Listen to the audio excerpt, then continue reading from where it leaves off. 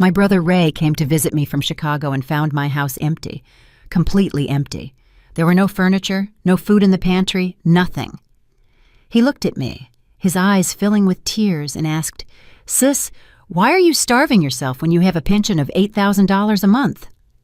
Before I could answer, Marcus walked out of his room, crossed his arms, and declared with a proud smile, "I give all her money to my wife. She manages it better than Mom." The silence that followed was deafening. Ray stood still, looking at my son as if he were a stranger. Then, very slowly, he took off his coat, calmly folded it, and what he did next left Marcus completely paralyzed. But to understand how we got to that moment, I have to tell you my story from the beginning. My name is Vivian, but everyone calls me Viv, and I'm 69 years old. All my life, I worked as a registered nurse at Midtown Community Hospital. That was 42 years of night shifts, sleep-stealing emergencies, and patients who cried in my arms. 42 years of giving my life to save other lives. My husband, Richard, passed away 11 years ago from a massive heart attack. It was so sudden, there was no time for goodbyes. That morning, before heading to work, he kissed me on the forehead and said, "I love you, Viv." I never imagined those would be his last words. The pain of losing him was so deep I thought I wouldn't survive, but I had one reason to keep going. Marcus, our only son. He became the center of my universe. Everything I did, every extra hour I worked, every sacrifice I made was for him. So he could have a good education, so he wouldn't lack anything, so he could fulfill his dreams. Marcus grew up a cheerful and affectionate child. I remember when he was 8 years old, he'd wait up for me after my night shifts just to give me a hug. "Mommy, you're the best nurse in the world," he'd tell me with that sweet voice that melted my heart. I saw him graduate from a state university with honors. He studied business administration, and I was so proud of him. I attended his graduation ceremony in my hospital scrubs because I came straight from an 18-hour shift, but I didn't care. Seeing my son receive that diploma was my greatest reward. Afterward, he landed a good job at a logistics firm. Everything seemed perfect. My son was a successful, responsible man with a future, or so I believed.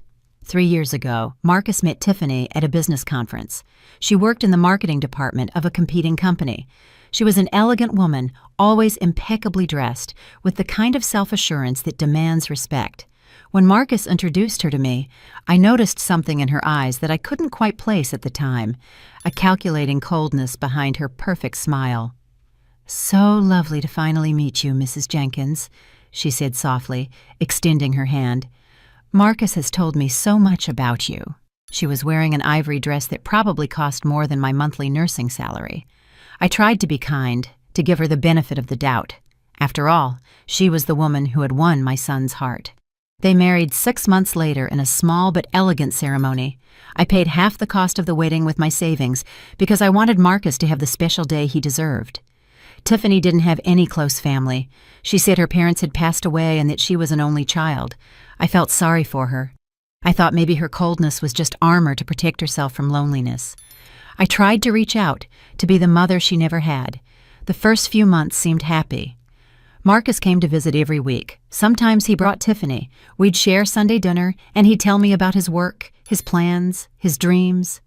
"Mom, I'm going to give you grandkids soon," he promised one afternoon while helping me with the dishes.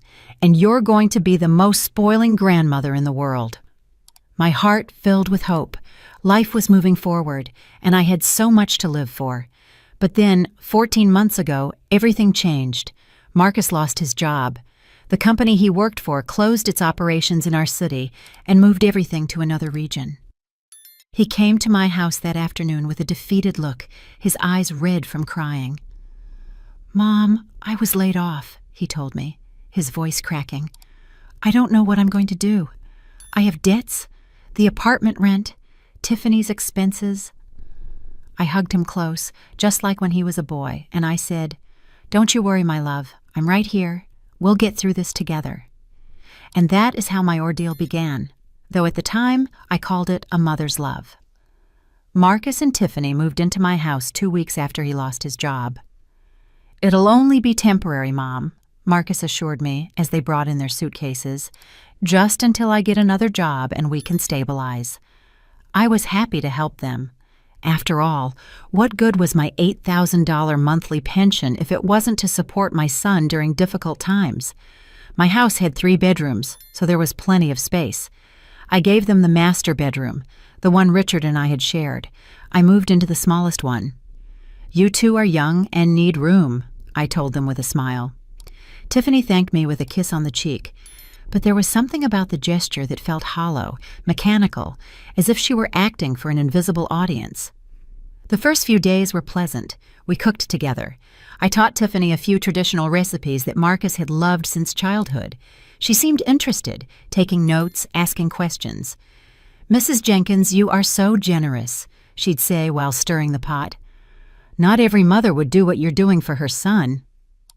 Those words filled me with pride. I thought we were finally building a mother-daughter relationship, but small details began to bother me. Tiffany would check the kitchen cabinets and comment on what was missing. "We should buy new dinnerware. This is too old," she'd say, pointing to the plates Richard had given me for our 20th anniversary. Or she'd walk into my room without knocking, claiming she needed something from the closet that they had mistakenly left there. Marcus spent his days sending out resumes and going to interviews. I gave him money for gas so he could dress well, so he could buy a coffee while he waited. "Thanks, Mom," he'd say, taking the bills.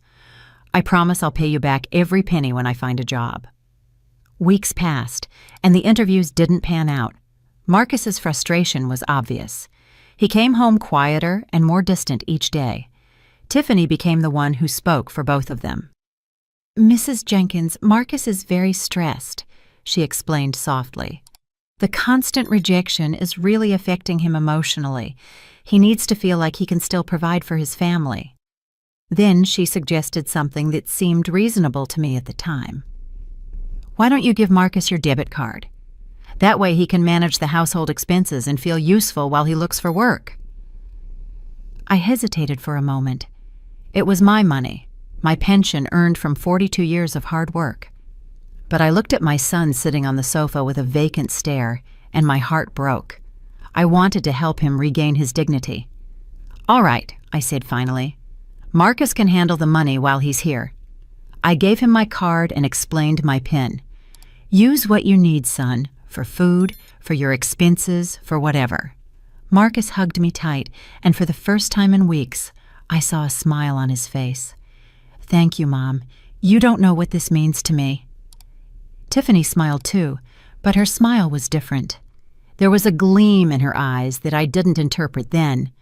Now I know it was the gleam of victory. The first few weeks, everything seemed normal. Marcus went to the grocery store and brought home the shopping. He paid the household bills promptly. He even gave me $100 for my personal expenses. "Here, Mom, buy yourself something nice," he said affectionately. I felt relieved. My son was responsible. He was managing the money well. But then the subtle changes began. The grocery trips started getting smaller. "Everything's so expensive, Mom," Marcus explained. "We have to economize until I get a job." It made sense, so I didn't question it. We stopped buying fresh meat and fish. Fruit disappeared from the pantry. "Canned vegetables and instant noodles are cheaper and last longer," Tiffany said while preparing dinner. I nodded, trying to be understanding of the situation. But something strange was happening. While we ate meager rations, Tiffany always had bags from expensive stores in her room. One day, I saw her trying on an emerald dress that surely cost several $100s. "A friend gave it to me," she quickly explained when she noticed me looking. It didn't fit her anymore, and she knew it was my size. Marcus also started wearing new clothes, shoes that shined, designer shirts, a watch I hadn't seen before. "A friend lent them to me for the interviews," he explained when I asked. "You have to look sharp to get a job." His explanations always sounded logical, reasonable. I wanted to believe him. I needed to believe him. 3 months passed, and Marcus still hadn't found employment. One day I tried to check my bank account online to see how much money was left, but the password had been changed. "Marcus," I called out with concern, "I can't get into my bank account." He came into the living room with a calm expression. "Oh, that, Mom? I changed the password for security. There's a lot of fraud now. He gave me a new password, but when I tried to use it, it didn't work either. Just let me handle it, Mom, he said, taking my phone from my hands. You don't really understand these technology things. I'll take care of it. And so, slowly, I lost access to my own money, to my own life. The following months were like falling into a dark well I couldn't climb out of. Each day was a little worse than the last, but the changes were so gradual that I didn't realize how deep I'd fallen until it was too late. Marcus and Tiffany had completely appropriated my house, my money, and my life. And I, like a fool, kept justifying their every action because they were my family, because Marcus was my son, because a mother's love knows no bounds, right? But I was about to discover that some loves destroy you while you smile and say thank you. One day, I walked into the living room and noticed the sofa was missing, the beautiful velvet couch Richard and I had bought for our 20th anniversary. "Where's the sofa?" I asked, confused. Tiffany was painting her nails at the dining table. She didn't even look up. "We sold it," she replied casually. "It was old and worn out. Besides, we needed the money for more important things." My heart pounded. More important things? What things? Marcus appeared from the kitchen with a beer in his hand. "Mom, don't worry about those details. I'm taking care of everything." But I was worried. That sofa held memories, history, meaning. "Marcus, that sofa belonged to your father and me. You didn't have the right to sell it without asking me." My son looked at me with an expression I had never seen before, cold, distant. "Mom, you're living in the past. They're just material things. Dad's gone, and holding on to old furniture won't bring him back." His words hurt more than a slap. I tried to protest, but Tiffany intervened with a saccharine voice. "Mrs. Jenkins, Marcus is right. You need to let go of the past and think about the future. Plus, we live here too, and we have a right to make decisions about the home." A right in my own house. I wanted to scream that it was my house, my money, my memories, but the words got trapped in my throat. I was scared. Scared that if I confronted them, they would leave and I'd be completely alone. And the loneliness terrified me more than anything else in the world. So I swallowed my tears, nodded, and went to my room, feeling like a stranger in my own home. The following week, the dining table disappeared, then the antique lamps I'd inherited from my mother, then the living room television. Though, strangely, they had a new, giant, flat-screen TV in their room. "I got it on sale," Marcus explained when I asked. Every time I objected to something, the answer was the same. "Mom, trust me, I know what I'm doing." But I no longer trusted him. I started having nightmares where my house was completely empty, and I walked through rooms that echoed with every step. The worst part was that those nightmares were becoming reality. My diet also drastically worsened. Food portions became smaller and smaller. "Mom, at your age, you don't need to eat so much," Tiffany would say as she served me barely half a cup of instant noodles and a few crackers. "Besides, didn't you want to lose weight? I'm doing you a favor." I didn't want to lose weight. I had a healthy weight for my age and build, but Marcus supported his wife in everything. "Tiffany took an online course in nutrition," he informed me proudly. "She knows what's best for you." She hadn't studied nutrition. I would discover that later. It was just another lie in a mounting pile of lies. While I ate instant noodles and crackers once a day, they ordered takeout almost every night. The aroma of pizza, burgers, and Chinese food filled the house and made my stomach ache with hunger. "Well, we're younger, and we need more energy," Tiffany explained without the slightest trace of shame on her face. I began losing weight rapidly. My clothes hung loose on me. I looked in the mirror and barely recognized the emaciated woman staring back. I had deep, dark circles, pale skin, and shaky hands. My friends from the hospital, the few who still visited, were worried. "Vivian, are you sick?" asked Evelyn, my best friend of 30 years. "You look so thin. Are you eating properly?" I opened my mouth to tell her the truth, to ask for help, but at that moment, Tiffany entered the room with a radiant smile. "Mrs. Jenkins is perfectly fine. She's just on a healthy diet, right, mother-in-law?" She looked at me with eyes that promised consequences if I said anything different. I nodded weakly. Yes, I'm fine. Just taking care of myself a little. Evelyn didn't look convinced, but didn't press the issue. When she left, I felt lonelier than ever. One day, I tried to withdraw money from the ATM with the card Marcus had returned to me for emergencies. I needed to buy my blood pressure medication. The machine rejected the transaction. Insufficient funds. Impossible. It was the middle of the month. There should have been at least $4,000 in the account. I tried again. Same message. With trembling hands, I requested a printed balance. The number on the paper left me breathless. $37. $37 from an $8,000 monthly pension. Where was the rest? I got home with the crumpled paper in my hand and looked for Marcus. He was in the yard talking on the phone, laughing about something. When he saw me, he ended the call quickly.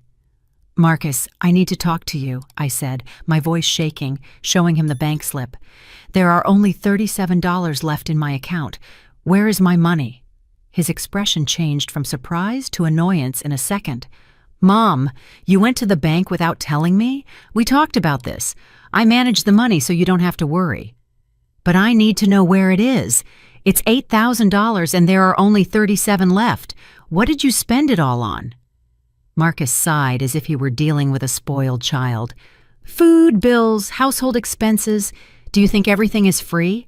Electricity, water, gas, internet. It all costs money, Mom. But it couldn't cost almost $8,000. The utility bills totaled maybe $500 a month. What about the other $7,500? Marcus, the bills don't add up to more than $500, I insisted, trying to stay calm even though my heart was pounding. Where is the other money?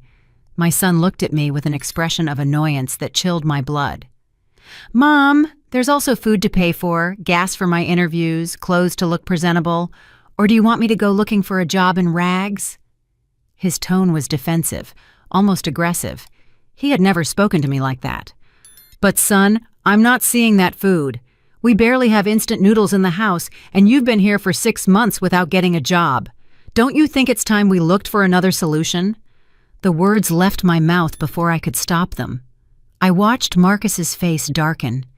Tiffany appeared at that moment as if she had been listening behind the door. Another solution? Tiffany repeated in a dangerously soft voice. What are you implying, Mrs. Jenkins? That you want to kick us out? Your own son? Her words sounded hurt, but her eyes gleamed with something darker. Malice. Calculation. No, that's not it, I rushed to explain. I just want to understand what's happening with my money.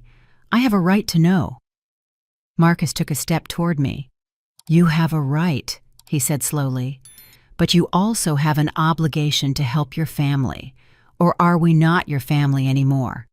After everything I did for you, after taking care of you when Dad died, now you're going to deny me your support? His argument was absurd. He hadn't taken care of me when Richard died.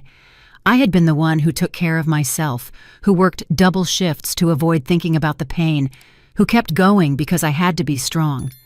But I didn't say anything. I just stood there, holding that bank slip as if it were evidence in a trial where I was the accused.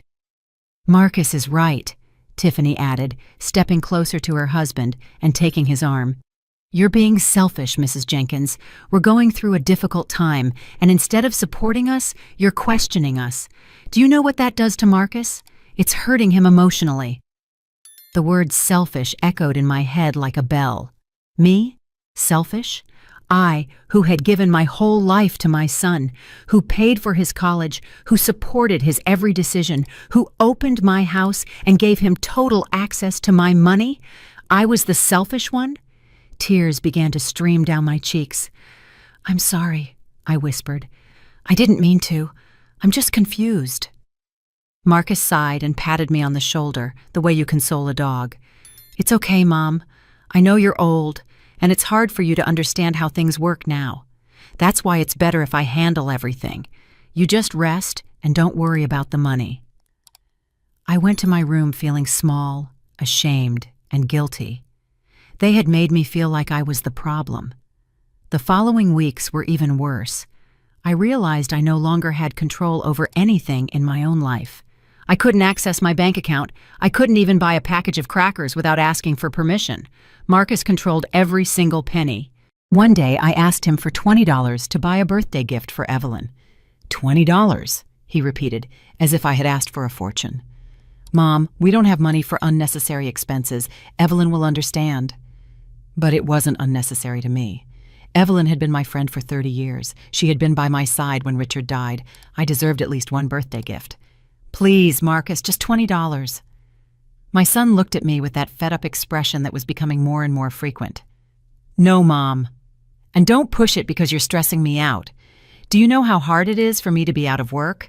And on top of that, I have to deal with your demands.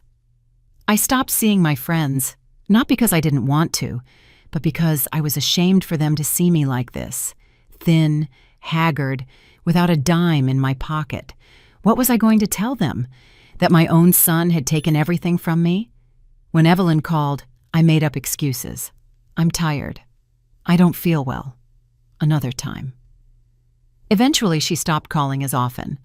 I was isolating myself from the world and didn't even realize that was exactly what Marcus and Tiffany wanted. A victim without witnesses is easier to control. The house grew emptier and emptier. Framed photographs disappeared from the walls. I sold them on an app, Tiffany explained.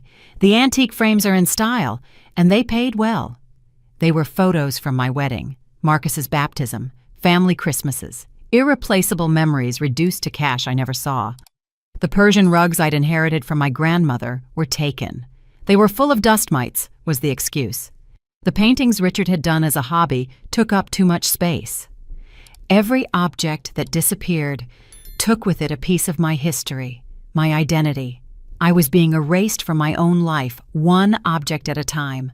My health visibly deteriorated. In addition to the weight loss, I began to have constant dizziness. My blood pressure medication had run out weeks ago, and I didn't have the money to buy more. Marcus, I need to go to the doctor, I told him one morning after almost fainting in the bathroom. I feel so weak. My son didn't even look up from his phone. Doctors are too expensive, Mom. Besides, you're a nurse. You can take care of yourself. It was a twisted logic.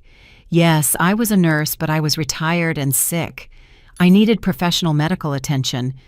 But my medication, I tried to explain. I already told you there's no money for that. He cut me off with finality. Learn to manage yourself better. Manage myself? I didn't have access to a single cent. How was I supposed to manage what I didn't have? One night, I woke up with my stomach growling from hunger. I hadn't eaten anything all day except a little hard bread in the morning. I got up and went to the kitchen, hoping to find something, anything. The pantry was practically empty. There was only one can of tuna and a package of crackers. I took the can with trembling hands and looked for the can opener. I was about to open it when I heard Tiffany's voice behind me. What are you doing? I was so startled I almost dropped the can. I'm hungry, I said, my voice barely audible. Tiffany snatched the can from my hands. This is for Marcus's lunch tomorrow. He needs protein to stay strong during interviews. You already ate dinner. But I hadn't eaten dinner. They had ordered Chinese food and hadn't offered me anything. I stood there watching Tiffany put the can on a high shelf I couldn't reach, and I felt like a prisoner in my own house, because that's exactly what I was, a prisoner. The days blurred into a fog of hunger, weakness, and despair. I lost track of time. How long had Marcus and Tiffany been living with me? 6 months? 8? A year? I didn't know. Everything blended together in my mind, confused by malnutrition. The only thing I knew for sure was that I was losing the will to fight. Maybe they were right. Maybe I was just a useless old woman who didn't understand how the modern world worked. Maybe I deserved this. Those dark thoughts took over more and more frequently. I was giving up on myself. But then something happened that would change everything. My brother Ray decided to pay me a surprise visit from Chicago. Ray and I had always been close despite the distance. He had moved to Chicago 15 years ago for work and built his life there, but we always kept in touch. We talked on the phone at least once a month, though I must admit that in recent months I had avoided his calls. I didn't want him to hear my weak voice or ask questions I didn't know how to answer. When I didn't pick up, he'd leave messages. "Sis, are you okay? You have me worried. Call me." But I never returned his calls. Marcus was always nearby, listening, controlling. I didn't dare say anything that might upset him.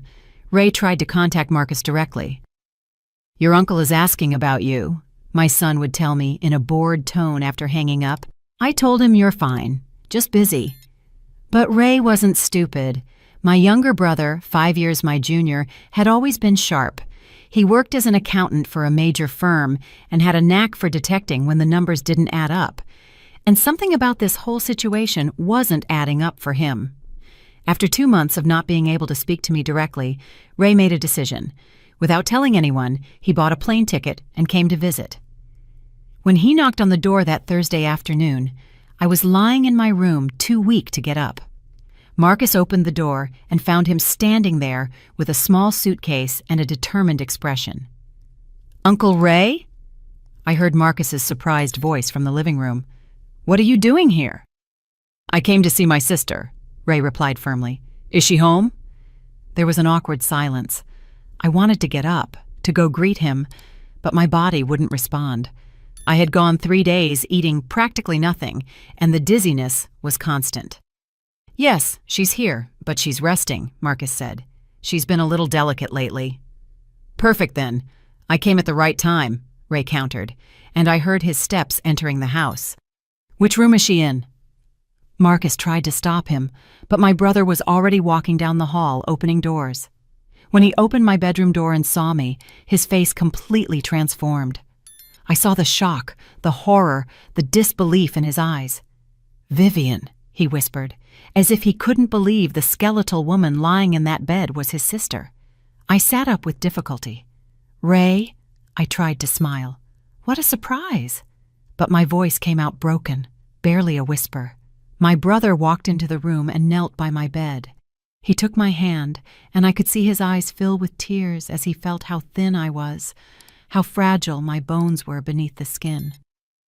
"My God, sis, what happened to you?" he asked, his voice trembling. You're malnourished. You look like—" He didn't finish the sentence, but we both knew what he was going to say. I looked like a terminal patient. I looked like someone on the verge of death.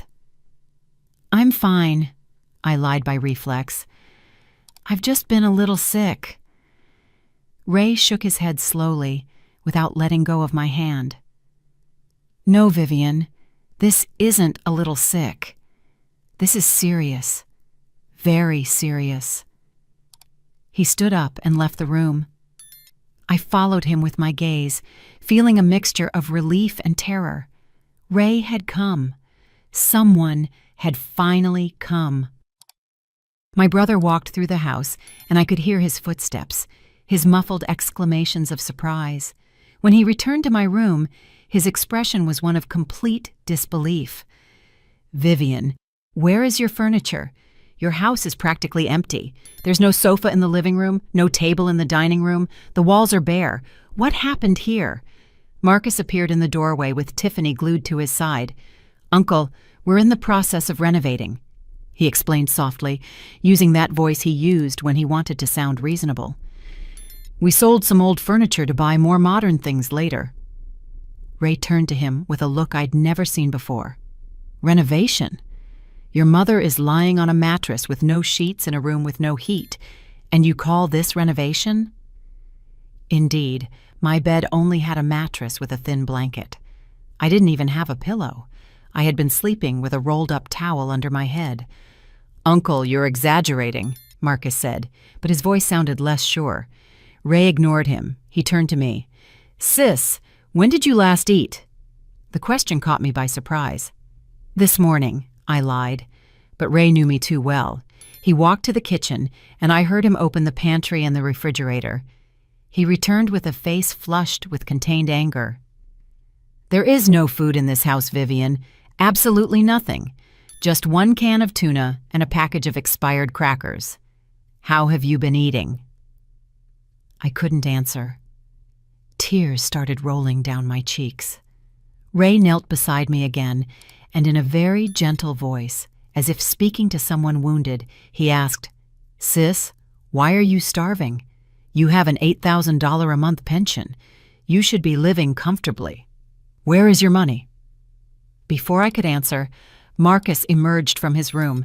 He must have been listening to the entire conversation.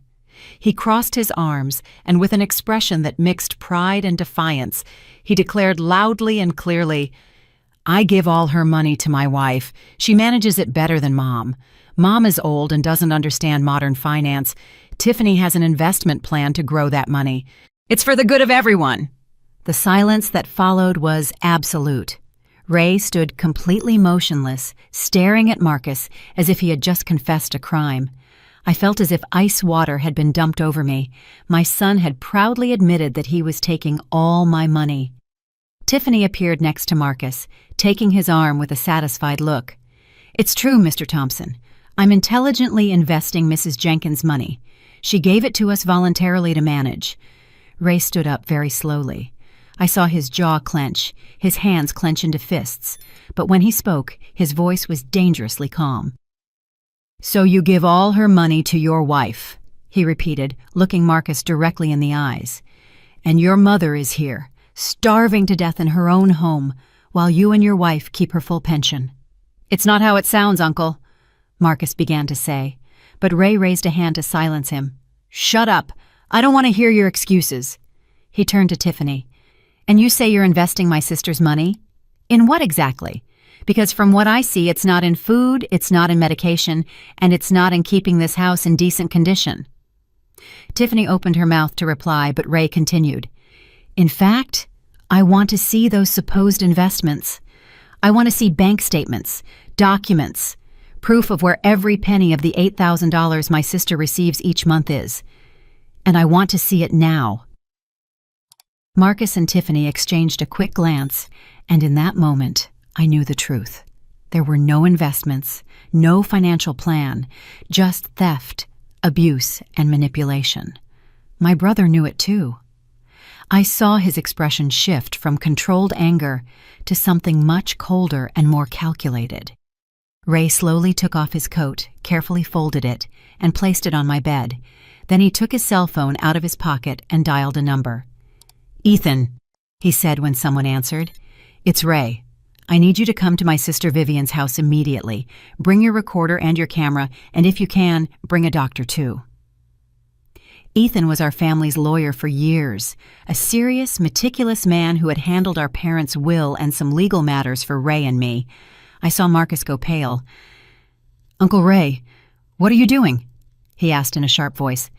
"This is a private family matter." Ray ended the call and turned to Marcus with a smile that didn't reach his eyes. "You're right, Marcus. It's a family matter. A very serious family matter called financial elder abuse. And when Ethan gets here, we're going to document every cent you've stolen, every piece of furniture you've sold, every meal you denied your mother, everything." The word stolen hung in the air like an accusation. Marcus tried to protest, Tiffany tried to explain, but Ray wasn't listening to them anymore. He sat on the edge of my bed and took my hand. "Sis," he said softly, "this is over. Today, it all ends." Marcus started pacing the room, running his hands through his hair nervously. "Uncle Ray, I think you're misinterpreting the whole situation," he said with a trembling voice. "Mom gave us permission to manage her money. She wanted to help us. Tell him, Mom. Tell him you agreed to everything." All eyes turned to me. I felt the weight of that moment, the importance of what I was about to say. For months, I had justified, forgiven, and stayed silent. But as I looked at my son's pleading eyes and then at my brother's firm, loving eyes, something broke inside me, something I had been holding back for too long. "I gave you my card for temporary expenses," I said, my voice weak but clear. "I didn't give you permission to empty my account every month. I didn't give you permission to sell my furniture. I didn't give you permission to leave me to starve in my own house." The words came out like a torrent I could no longer stop. "I gave you my card because you were my son and you were in trouble. Because I trusted you. Because I never imagined you would do this to me. I changed my entire life for you, Marcus. I worked double shifts to pay for your college. I gave up a social life to be with you when you were a child. I gave you everything I had, everything I was. And you repaid me by stealing my dignity. Marcus opened his mouth, but no words came out. Tiffany stepped forward. Mrs. Jenkins, you're confused. Age sometimes makes us remember things incorrectly. But Ray interrupted her with a cutting voice. Don't try to call her senile. My sister is perfectly lucid, and you just heard her testimony. Ray stood up and walked toward Marcus. While we wait for Ethan, we're going to do a little exercise. You say Tiffany is investing your mother's money. Fine, show me. Open your phone and show me the investment apps, the bank statements, the certificates, whatever. Marcus took a step back. I don't have to show you anything. You're not the police. You're right. I'm not the police, Ray replied with chilling calm. But they will arrive soon if you don't cooperate. Because what you've done to your mother is not only immoral, it's illegal. It's called financial exploitation of the elderly, and it's a federal crime punishable by up to 10 years in prison. I saw the color completely drain from Marcus's face. Tiffany, on the other hand, maintained her composure, though I could see a flash of panic in her eyes. This is ridiculous, Tiffany said, her voice tight. We haven't committed any crime. Marcus is Mrs. Jenkins's son. Children have a right to receive help from their parents. Help? Yes, Ray countered. Theft? No.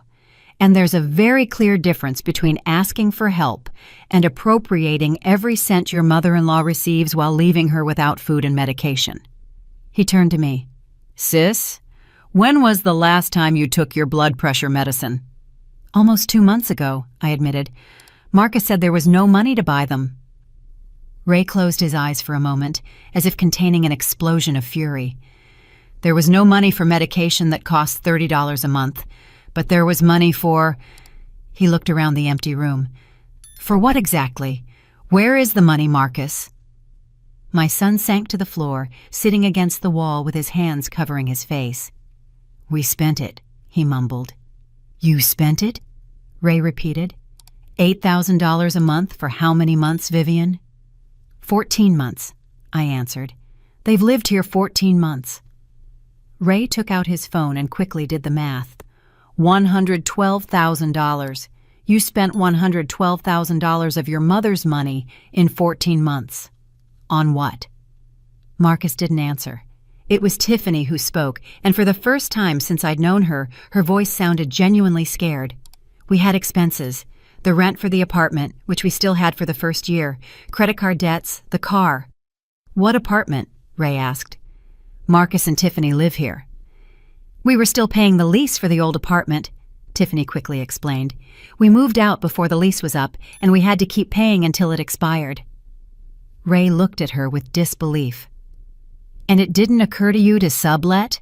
To find someone to occupy the space? Or was it just more convenient to use my sister's money to pay for 2 residences while she slept on a mattress without sheets? Tiffany had no answer for that. The credit card debts, Ray continued. How much are we talking about? $20,000, Marcus mumbled from the floor. $20,000, Ray repeated. And how did you accumulate $20,000 in debt? Silence was the answer, but I knew the truth. I had seen it with my own eyes over those months, the expensive clothes they wore, the high-end restaurants they brought leftovers from, Marcus's new watch shining on his wrist, the designer bags Tiffany collected, the weekend trips they took while I stayed home alone. All of it had been with my money. The doorbell rang and Ray went to open it. Ethan Cole walked in with his professional briefcase and a serious expression. He was a man in his 50s, gray-haired, wearing glasses, and possessed that quiet, authoritative presence of a good lawyer. Behind him came a woman I didn't recognize. She carried a medical bag. "Vivian," Ethan said, approaching my bed with obvious concern. Ray explained a little over the phone, but my God! He didn't finish the sentence. There was no need. My appearance spoke for itself. The doctor, who introduced herself as Dr. Shirley Davis, approached and began to examine me. She took my blood pressure, listened to my heart, and checked my eyes and mouth. Her expression grew graver with each passing second. "Mrs. Jenkins, you are severely malnourished," she said in a professional but worried voice. "Your blood pressure is dangerously high. You show signs of dehydration, and your BMI indicates severe malnutrition. You need immediate medical attention." "Did you hear that?" Ray said, looking at Marcus and Tiffany. "Severe malnutrition in a house that brings in $8,000 a month." Ethan pulled a recorder from his briefcase. "With your permission, Vivian, I'm going to record this conversation. It's important to document everything that has happened." I nodded weakly. Ethan turned on the recorder and began. "It is Thursday, February 22nd, 4:30 in the afternoon. Present in the residence of Mrs. Vivian Jenkins are Mrs. Jenkins, her brother Raymond Thompson, her son Marcus Jenkins, her daughter-in-law Tiffany Mills, attorney Ethan Cole, and Dr. Shirley Davis." He looked at Marcus and Tiffany. "I'm going to ask you some questions, and I strongly recommend that you answer honestly. Everything you say will be recorded and may be used in future legal proceedings." Marcus stood up, trembling. We didn't do anything wrong. My mother gave us her money voluntarily." "Voluntarily?" Ethan asked skeptically. "Did you ask your mother if she agreed to be left without food, without medication, without furniture?" "She could ask for anything she needed," Tiffany intervened defensively. "It's not our fault if she didn't ask." "She didn't ask." Ray's voice sounded like thunder. "My sister asked you for $20 to buy her best friend a birthday gift, and Marcus denied her. She asked you for money for her medication, and you denied her. How dare you say she didn't ask?" Ethan raised a hand to calm the tension. "Marcus, Tiffany, I need you to hand over all bank statements for the last 14 months. I need to see exactly where every cent of the $112,000 you received from Vivian's pension went." "We don't have to give you anything," Marcus said, but his voice lacked conviction. "Technically, no," Ethan admitted. "But if you don't cooperate voluntarily, I will file a formal complaint with the district attorney's office tonight for financial elder abuse, misappropriation, and possibly fraud. And then it will be federal investigators reviewing your accounts with a court order, and I assure you they are much less kind than I am." I saw Marcus and Tiffany look at each other, communicating silently. Finally, Tiffany sighed. "All right, we'll show you the statements." She pulled out her phone with trembling hands and started opening apps. Ray and Ethan moved closer to look at the screen. What they saw left them silent for a long moment. Then Ray whispered, "My God." "What?" I asked in a weak voice. "What did you see?" Ray turned to me with a look of absolute disbelief. "Sis, there are transfers from your account to a business account in Tiffany Mills's name." "A business account? She opened a business with your money." Ray's words fell on me like stones. A business. Tiffany had opened a business with my money. My pension, earned from 42 years of working as a nurse. Endless night shifts, patients I had cared for with my own hands. All that sacrifice had been used to fund the business of the woman who was starving me. "What kind of business?" Ethan asked in a controlled voice while taking notes in a notebook. Tiffany didn't answer. She kept her gaze fixed on the floor. Her former confidence had completely disappeared. It was Marcus who spoke, his voice barely audible. "A clothing consignment shop. Tiffany always wanted to have her own store." "A consignment shop," Ray repeated slowly, as if processing something incomprehensible. "You left your mother without food, without medication, without furniture, selling her family memories, so your wife could fulfill her dream of owning a clothing store." "It wasn't like that," Tiffany protested, looking up for the first time, her eyes glistening with tears. "I was going to pay her back all the money when the business started generating profits. It was a temporary investment." "An investment?" Ethan's voice was dangerously smooth. "Did you ask Vivian for permission to invest her entire pension in your personal business?" Tiffany shook her head. "Marcus said she would agree, that she would understand." "Marcus said?" Ethan repeated, meticulously writing it down. But you never directly asked Vivian if you could use her money to open a business in your name? No, Tiffany admitted, her voice cracking. Ethan turned to Marcus. And did you tell your mother that you were using her entire pension to finance your wife's business? Marcus didn't answer. His silence was all the response we needed. Ray started reviewing more details on Tiffany's phone, scrolling with an increasingly dark expression.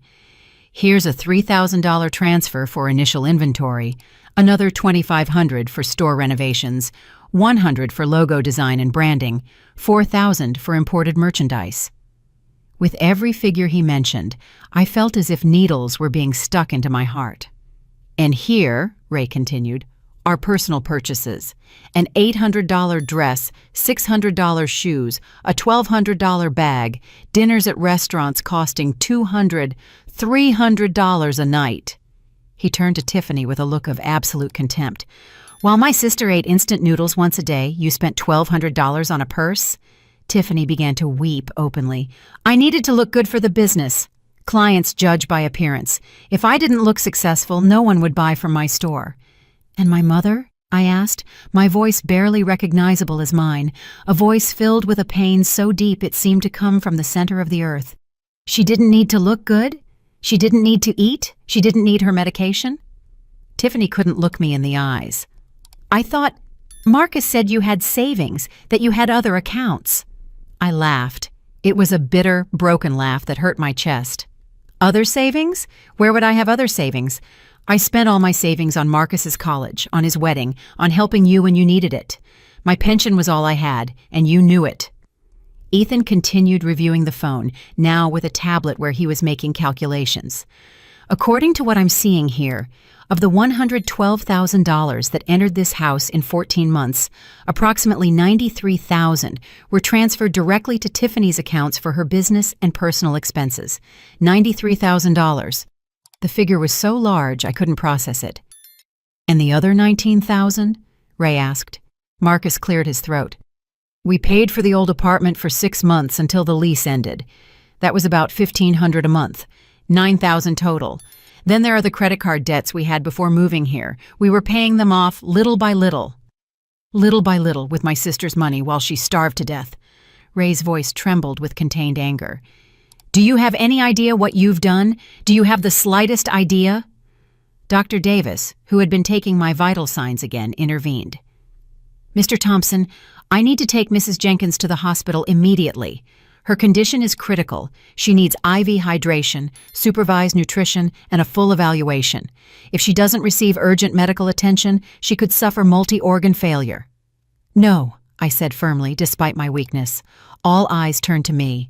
I'm not going to the hospital until this is resolved. I need to hear everything. I need to know the whole truth. Ray knelt by my bed and took my hand. Sis, you're very sick. I know, I replied, but I've been sick for months and I survived.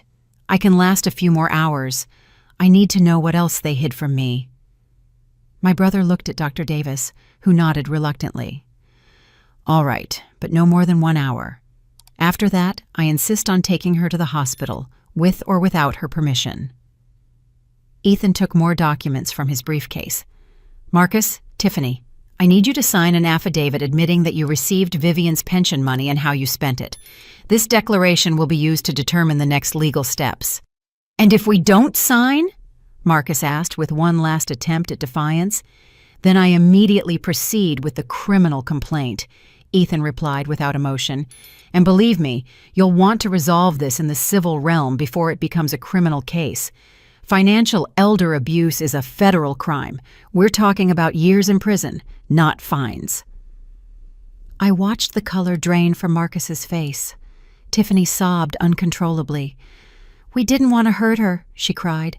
We just wanted to get ahead. We just wanted an opportunity. At my sister's expense? Ray asked, his voice harsh. That was your opportunity. To starve a 69-year-old woman? Enough, I said with more strength than I thought I had. I want to ask questions. Everyone fell silent and looked at me. Marcus, my voice trembled, but I needed to know. At any point during these 14 months, did you stop to think about me? When you saw me getting thinner, weaker, when you sold your father's sofa, when you denied me money for medication. Did you ever once think, this is wrong? My son couldn't hold my gaze. Tiffany kept saying it was temporary, that everything would be okay soon. Tiffany kept saying? I repeated.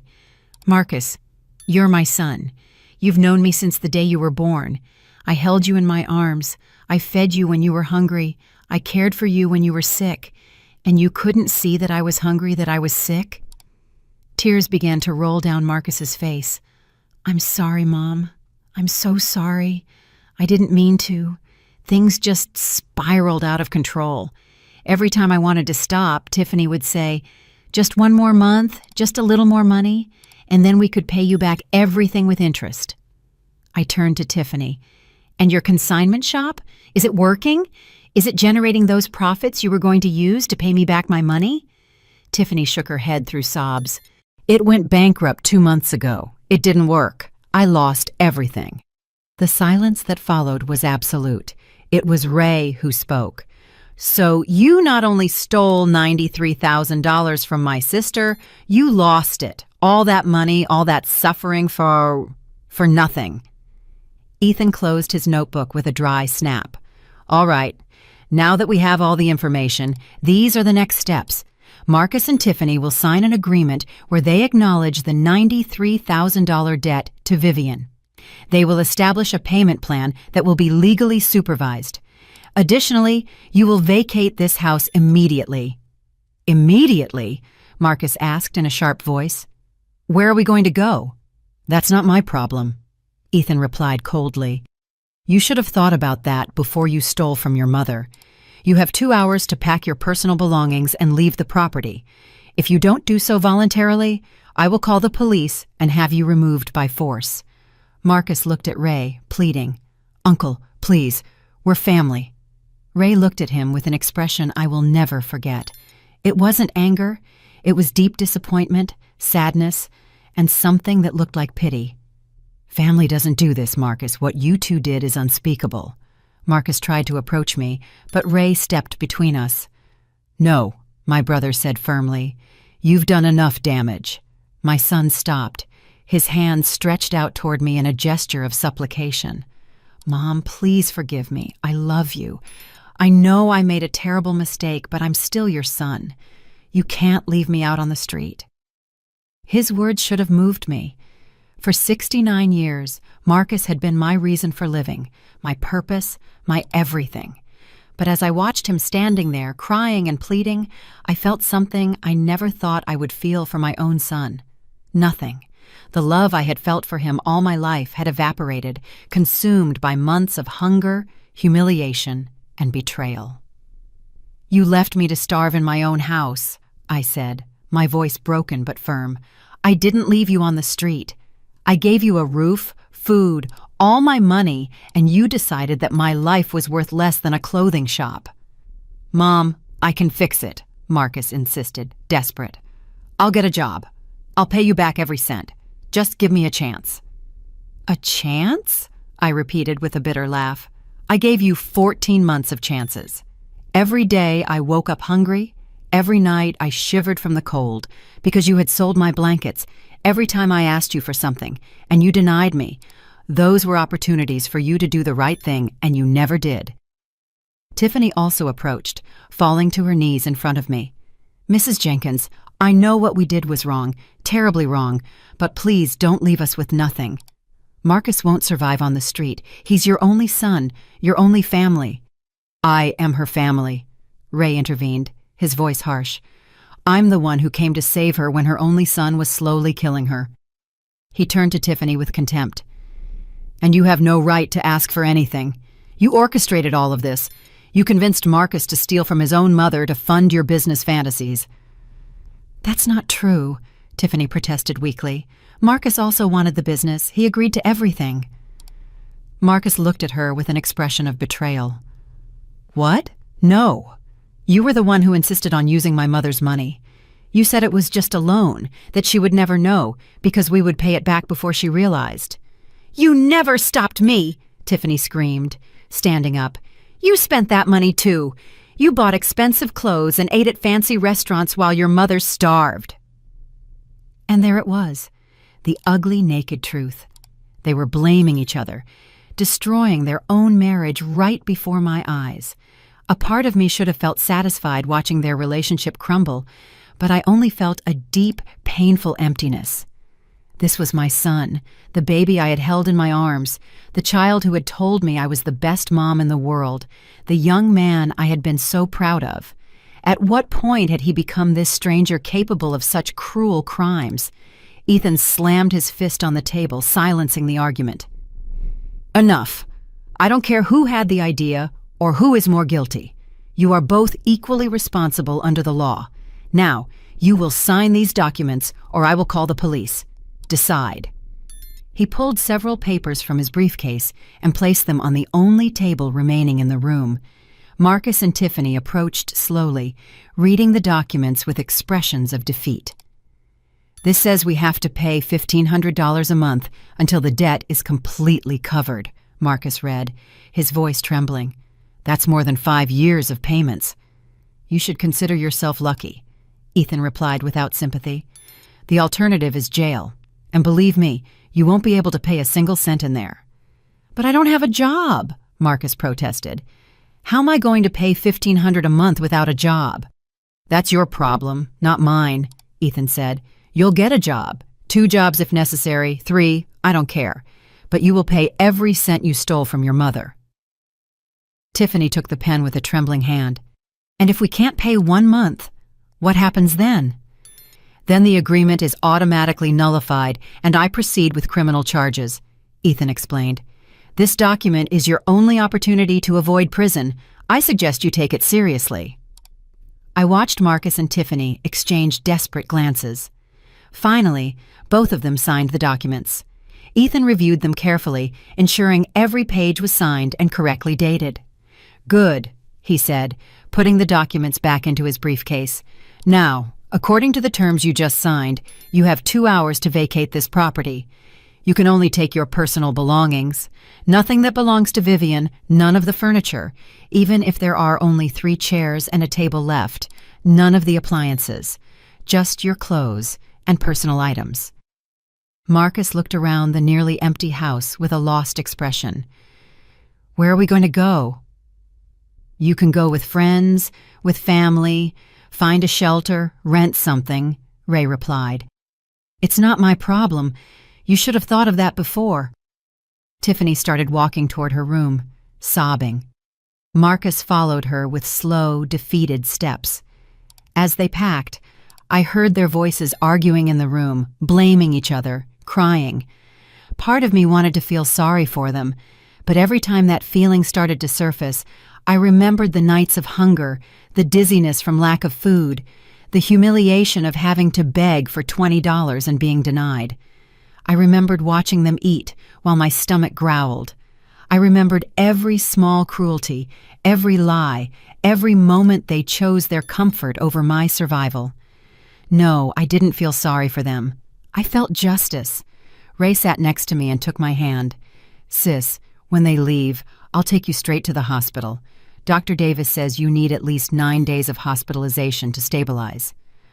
I don't want to stay here afterward, I whispered. This house has too many bad memories now. I know, Ray replied softly. That's why, when you get out of the hospital, you're coming to live with me in Chicago, at least temporarily until you fully recover. Afterward, if you want to come back here, we'll renovate your house, we'll fill it with life again, but first, you need to heal. Tears began to roll down my cheeks. Thank you, Ray. If you hadn't come, that— Hush, he interrupted me. I'm always going to be here for you. You're my sister. I should have come sooner. I should have pushed harder when you didn't answer my calls. I feel guilty for not realizing what was happening. It's not your fault, I said, squeezing his hand. They were very careful. Every time I tried to ask for help, Marcus was nearby. Every time someone called, he answered and said I was fine. He systematically isolated me. Ethan, who had been reviewing more documents, looked up. Vivian, there's something else I need to tell you. When I reviewed the transfers in more detail, I found something concerning. There are several documents that were digitally signed in your name.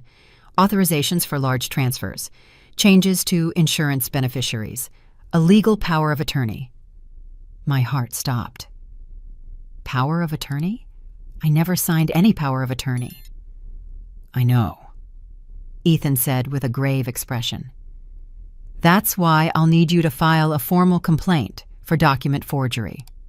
Marcus forged your signature on several important legal documents.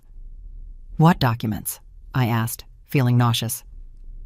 A power of attorney that gave Marcus total control over all your accounts and financial decisions. A change in your life insurance policy, where Marcus and Tiffany are now the sole beneficiaries instead of the distribution you previously had between Marcus, Ray, and some charities, and an authorization to sell this house if necessary. The words fell on me like hammer blows. They were going to sell my house. Ethan nodded. There was a preliminary request with a real estate agent dated 3 weeks ago. They were preparing the groundwork to sell it. They probably would have told you it was necessary because of some invented medical or financial emergency. I felt as if the whole world was crumbling around me. They hadn't just robbed me, hadn't just left me to starve. They had planned to take everything, my house, my life insurance, my complete autonomy. They would have left me literally with nothing. And how much would they have gotten for the house? Ray asked, his voice trembling with contained fury. According to the preliminary appraisal they requested, approximately $250,000, Ethan replied. Ray stood up so abruptly that his chair fell backward. Marcus! He roared, heading toward the room where my son was packing. Ethan and I followed him, I leaning on the walls because my legs could barely hold me. Ray burst through the door and found Marcus folding clothes into a suitcase. You were going to sell your mother's house, Ray roared. You were going to leave her literally on the street. Marcus paled. We were just exploring options. We never would have done it without her permission.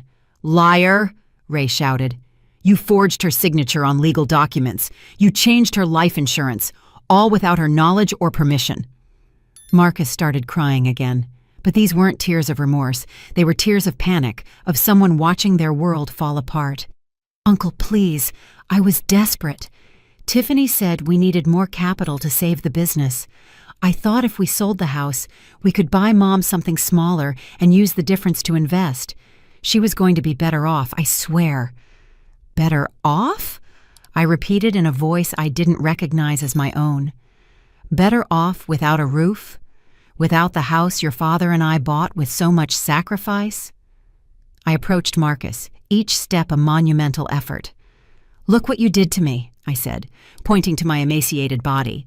This is what better off means under your care.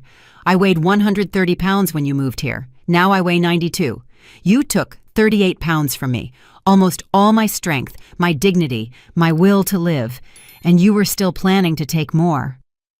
Marcus fell to his knees in front of me, sobbing uncontrollably. Mom, I'm sorry. I'm so sorry. I never meant to hurt you. I lost my way. I lost sight of what was important. Please give me another chance. I can change. I looked at him for a long moment. I saw the broken man in front of me, but I also saw the child he had been, the son I had loved with every fiber of my being. And in that instant, I made the most difficult decision of my life. No, I said, my voice firm despite the tears rolling down my cheeks. I won't give you another chance. Not because I don't love you, Marcus, but precisely because I love myself. And for the first time in my life, I'm going to choose me. I watched his eyes open in shock, as if he couldn't believe what he was hearing. For 69 years, I put everyone before myself. Your father, you, my patients, everyone. And when I needed someone to put me first the most, my own son chose money, chose a clothing store, chose his comfort over my life. Mom, please, Marcus pleaded, reaching his hands toward me.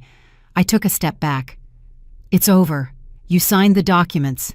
You will pay your debt, and after that, I don't want to see you again. The words left my mouth with a clarity that surprised me. Marcus froze. Never? You're never going to want to see me again?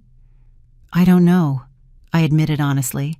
Maybe someday, when I've healed, when I can think of you without feeling this pain in my chest. But right now, every time I look at you, I see the months of suffering. I see every lie, every manipulation, every moment you chose to hurt me. I can't have that in my life, not if I want to survive. Ray approached and put his hand on my shoulder, giving me strength. Sis, the doctor insists we have to go to the hospital now. I nodded. Yes, it's time. I turned one last time to Marcus and Tiffany. You have 1 hour to leave. When I return from the hospital, I don't want to find any trace of you here. Tiffany, who had been silent all this time, finally spoke. Her voice was barely a whisper. Mrs. Jenkins, I know I don't deserve your forgiveness, but I want you to know that I will spend the rest of my life regretting what I did. You didn't deserve any of this. I looked her directly in the eyes. You're right. I didn't deserve it, but it happened. And now both of you will have to live with the consequences of your decisions, just as I will have to live with the scars you left me. Ray helped me walk toward the door. Every step was an effort, but it also felt like a step toward freedom. Dr. Davis was waiting for me in the living room with a wheelchair. It's best you don't walk anymore for now, she said with gentle professionalism. I sat in the chair, feeling how frail my body had become. As Ray pushed me toward the exit, I heard Marcus's sobs behind me. I didn't look back. If I looked back, I might break. And I had broken enough already. The hospital was a whirlwind of exams, blood tests, IV fluids, and worried doctors. I was immediately admitted to intensive care. My blood pressure was dangerously high. My kidneys showed signs of damage from prolonged dehydration. I had severe anemia and critical vitamin deficiencies. Mrs. Jenkins, the attending physician told me, a man in his 40s with a grave expression, you arrived just in time. 1 or 2 more weeks in those conditions, and you probably would have suffered multi-organ failure. The words hit me hard. I had been so close to death, so close, and my own son had been the one who led me to that edge. I spent 9 days in the hospital. Ray was with me every day, bringing me flowers, reading me books, simply holding my hand when nightmares woke me up in the middle of the night. Evelyn came to visit me, crying when she saw my condition. Vivian, I should have pushed harder, she said through tears. I saw something was wrong, but I didn't press enough. It's not your fault, I assured her. They were very careful. They systematically isolated me, but now I'm free. During those days in the hospital, Ethan worked tirelessly on my case. He filed a formal complaint for financial elder abuse, document forgery, and misappropriation. He also initiated the process to reverse all the forged documents, the power of attorney, the change in the life insurance, everything. I have good news, he told me during one of his visits. The bank is fully cooperating. They're reviewing every suspicious transaction from the last 14 months. And since we found evidence of signature forgery, it's possible we can recover some of the stolen money. How much? I asked without much hope. It's hard to say. Maybe $20,000 or $30,000. The rest was spent in cash or on the business that already went bankrupt. But something is better than nothing. Ray took care of my house while I was hospitalized. He hired a deep cleaning team, bought new furniture, and stocked the pantry and refrigerator with food. When you return, I want you to find a home, not an empty house full of painful memories, he explained to me. But I had already made a decision. Ray, I want to sell the house, I told him one afternoon while I was being fed through a nasogastric tube because my stomach still couldn't tolerate solid food. It has too many ghosts now. I want to start over somewhere else. My brother nodded understandingly. Where would you like to live? With you, I replied. If you'll have me, I want to go to Chicago, start a new life away from here, away from everything that happened. Ray smiled with tears in his eyes. Nothing would make me happier, sis. My home is your home. That decision filled me with a peace I hadn't felt in months. It was the closure I needed. Marcus tried to visit me at the hospital twice. Both times he was denied entry. I had given specific instructions that I didn't want to see him.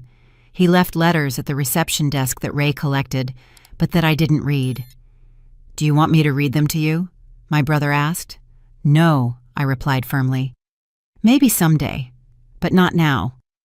In the third week after that terrible day, I was medically discharged. I had gained 9 pounds.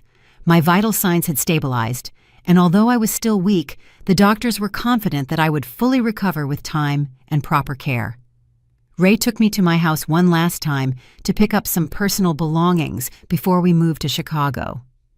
When I walked in, I barely recognized the place. The new furniture, the freshly painted walls, the framed photographs in places of honor. My brother had transformed the empty house into a home again, but I knew it was no longer my home. My home was where I felt safe, valued, and loved. And that place was now next to Ray. I packed only the essentials: photographs of Richard, some memories from when Marcus was a child and still innocent, my nursing certificates, and letters from grateful patients. I left behind everything that tied me to the pain.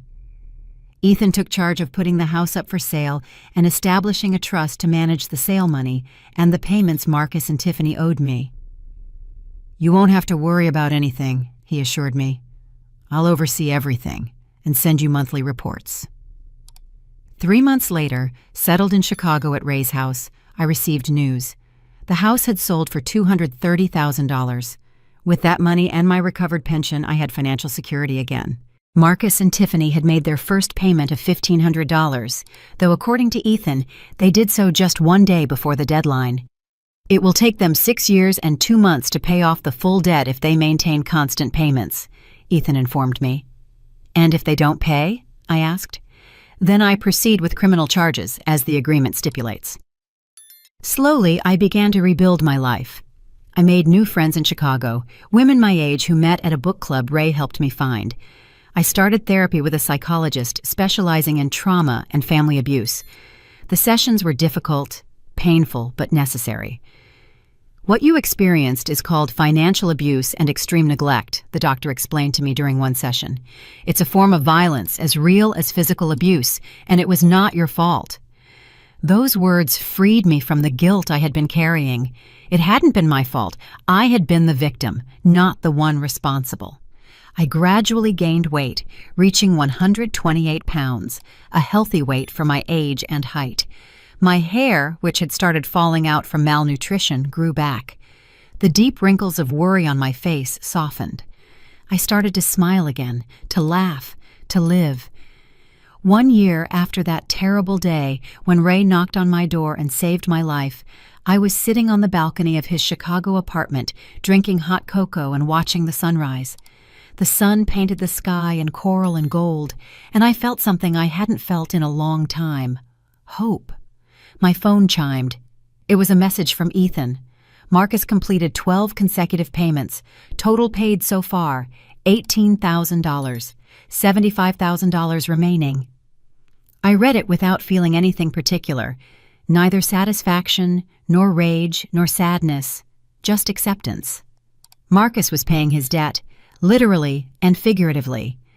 There was also a note in the message. "Marcus is asking if he can write you a letter. He says he's in therapy, and part of his recovery process is apologizing appropriately." I thought about it for a long time. Finally, I replied, "He can send the letter. I'll read it when I'm ready." And I meant it. Someday, when my heart was completely healed, maybe I could read his words. Maybe I could even forgive him.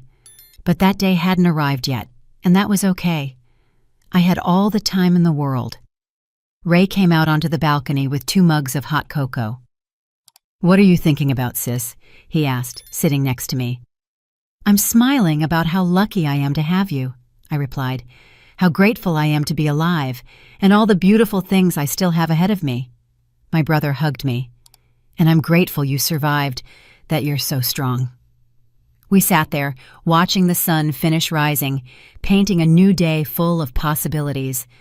I had lost a lot: money, furniture, the relationship with my son, the innocence of believing that family love was unconditional. But I had gained something more valuable. I had found myself.